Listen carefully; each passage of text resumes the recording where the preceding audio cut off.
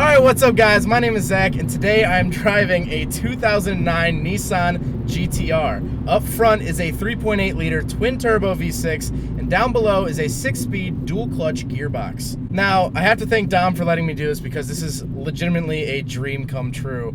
This is one of my huge cars that have been on my bucket list since I was in junior high, and to actually be behind the wheel of one and driving one and talking about one, I'm a little starstruck, I'm gonna be honest. I might fanboy just a little bit during this review. So let's talk about that 3.8 liter twin turbo V6.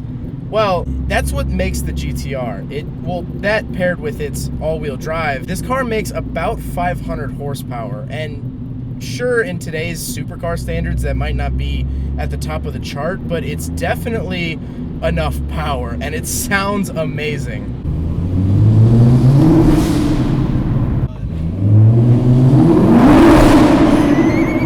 That's cool, dude. Oh my god.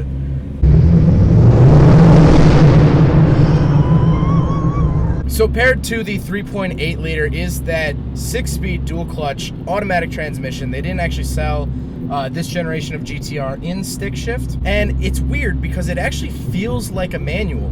When you're on a hill, you'll roll backwards. If you really get on it from a stop, you'll actually feel the clutch engage. It's a little bit jumpy, but that's because it's made for the track. It's pretty much race oriented. That's really the vibe that I'm getting from this car, is that it's made for the track. It's made for track use. That being said, it's not uncomfortable. You could very easily daily drive one of these in its stock form without a doubt, but you can definitely tell it has one purpose in mind.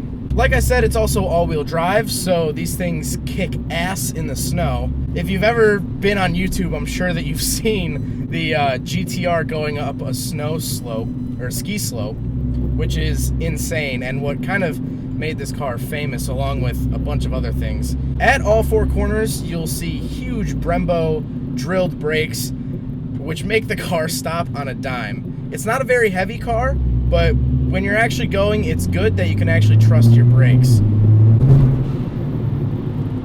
And it has a blow-off valve that I love. Holy crap. The steering is actually heavier than I thought. It is still power steering, but it definitely has a lot of road feel, a lot of feedback, and it's a lot stiffer than I thought it would be, which I actually prefer. I don't have power steering in my RX-7, and I really enjoy that.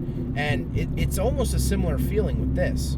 So let's talk about the interior, which is actually something I feel like a lot of reviewers of the GT-R miss. And to be honest, it's a very nice interior, but it's not quite the quality I thought it would be. To start off with the radio, there's a iPod dongle inside the glove box, but it's for an iPod from 2009, so it doesn't have the lightning capability. You have to get a little added piece for that. But the gauges in front of me, which it's so weird, this gauge goes up to 220 miles an hour. All right, so the actual gauges, they're very simple.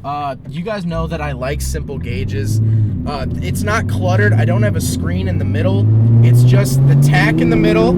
Excuse me.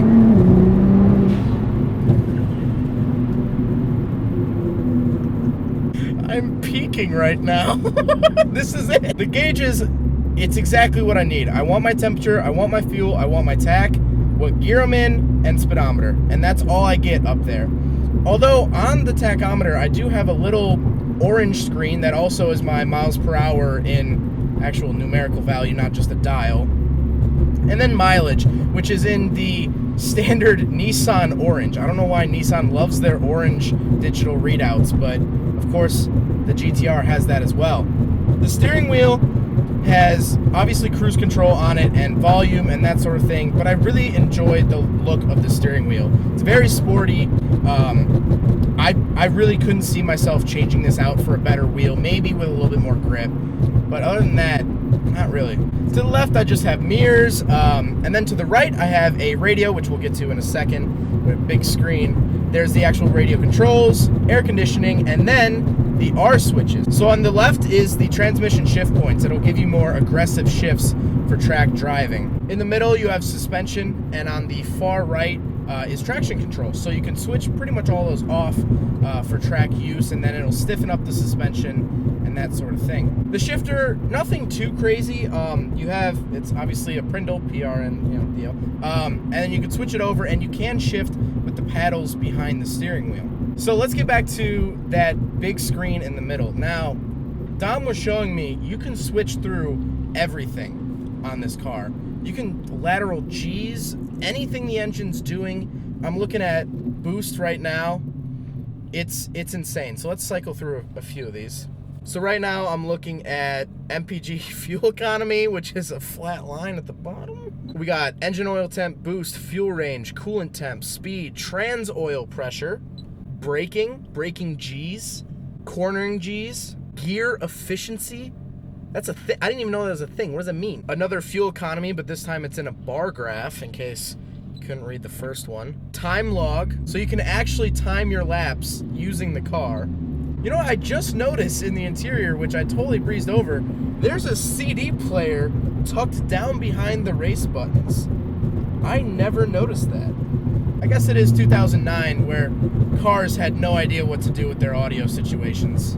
Now, it does have rear seats, which don't seem to be the most usable. Most times I will actually show you guys me trying to get into them, but I unfortunately have legs, so I won't be fitting back there anytime soon. One weird quirk about the outside, while the GT-R looks absolutely awesome, is the door handles.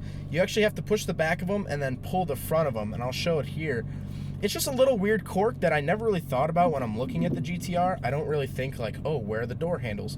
But it's a fun little gimmicky thing. But overall, I feel like they could have done better on the interior. Now, I know the GT-R and the Skyline whole series has never ever been about the interiors. I said that in my R32 review. But it's a little bit flimsy. Like over here, this car has 7,000 miles on it, but the window switches are a little bit scratched up, which is normal. It's a car that you use, but the fact that the plastic was worn down that quick, I feel like they could have just used a few better materials here and there. It's definitely not a deal breaker. I'd definitely own one of these cars in a heartbeat. I'm not gonna sit in my bed at night thinking that Nissan should have done better, but it's just the little things that I never would have thought of with the GT-R. That being said, this is, like I said, a dream come true to me. I remember back in junior high, my friends and I would ride our bikes before we ever had a license. We'd ride our bikes to the Nissan dealer so we could stand and look at these things. Not get in them. The guys at the counter obviously knew that we were 12 and couldn't own a GT-R, but we would just stand and stare at them, get on our bikes, and go home. And I think the reason about that is these cars, when they came out, were Lambo killers. I mean, growing up, I loved Lamborghinis. I thought they were the coolest things. And then here comes this Japanese car from a little island that I've never been to that is absolutely destroying Lamborghinis left and right.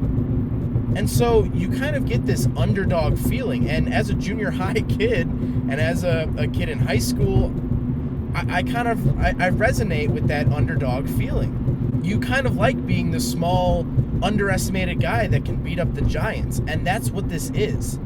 This car is focused. And I've driven another car similarly powered, which was the SRT Hellcat, and the Hellcat had a lot of power, about 200 more horsepower than this, but it didn't know what to do with this. The GT-R feels like it's using 100% of it. It needs those big brakes, it needs those twin turbos, and it uses it.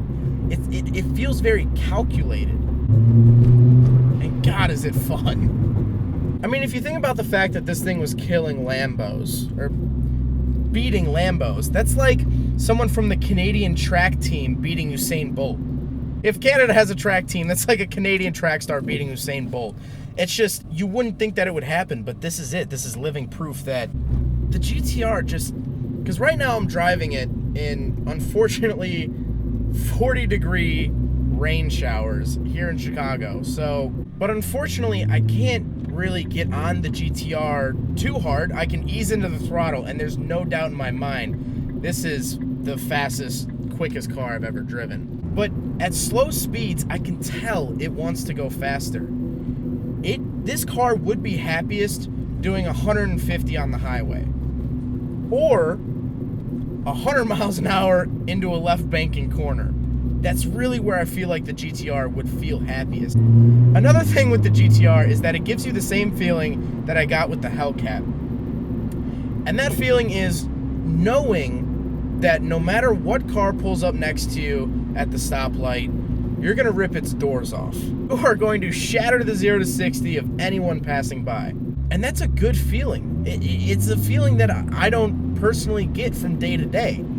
You know, like I said in the Hellcat review, I'm not a bodybuilder, I'm not very athletic, but when I step into the GT-R, I actually can feel better than other people. I know that sounds really egotistical, but it's nice to know that, you know, if some kid in a Honda Civic pulls up next to you, you're going to cook him without a doubt. This thing is dialed in. So a couple downsides with the GT-R. The interior isn't quite up to spec. I'm not saying it's bad in any way. It's just when you're going to buy a car this expensive, I feel like they should have used a little bit nicer materials. The other thing is the transmission is amazing when you're ripping on it. When you're using the GT-R for what it's made to do, it's amazing. But around town, it's a little jolty. And that's just because it's dual clutch. It's ready for anything. We'll see. Yeah, see, it kicks a little bit. It's not bad. It definitely, you can get used to it. It's just not as smooth as a brand new BMW. That being said, I would sell my soul to the devil for a GT-R. And I know that sounds like just the fanboy in me, but this is an amazing car. The transmission, when you're on it, feels great. The power is, of course, there. There's no doubt in my mind that this car needs any more power. It feels well put together.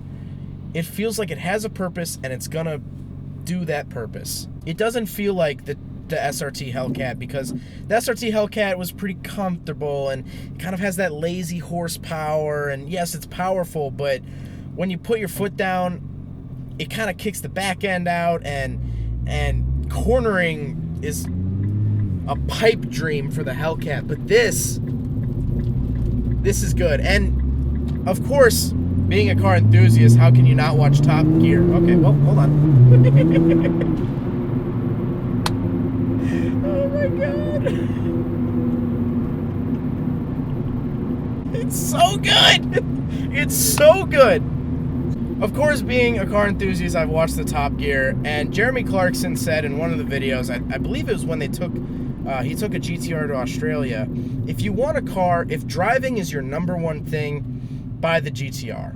If nothing else, if you don't care about showing up at date night or red carpet, you know, movie openings, if you don't care about that stuff, get the GT-R, because it is a driver's car. This thing is driver oriented. It wants to go, and it wants you to drive it hard. It pretty much punishes you for not driving it hard. Well, I hope you guys enjoyed the video. I hope you guys learned something about the Nissan GT-R. It's an amazing experience. If you have the chance, seriously, this is a bucket list car to drive. You have to drive one of these. And if you can, do it in the dry, because even in the rain, it's a ton of fun. But again, hope you guys enjoyed the video. Don't forget to rate the video, comment on the video, and subscribe if you really liked it. Take care, guys. There goes a sight from my soul.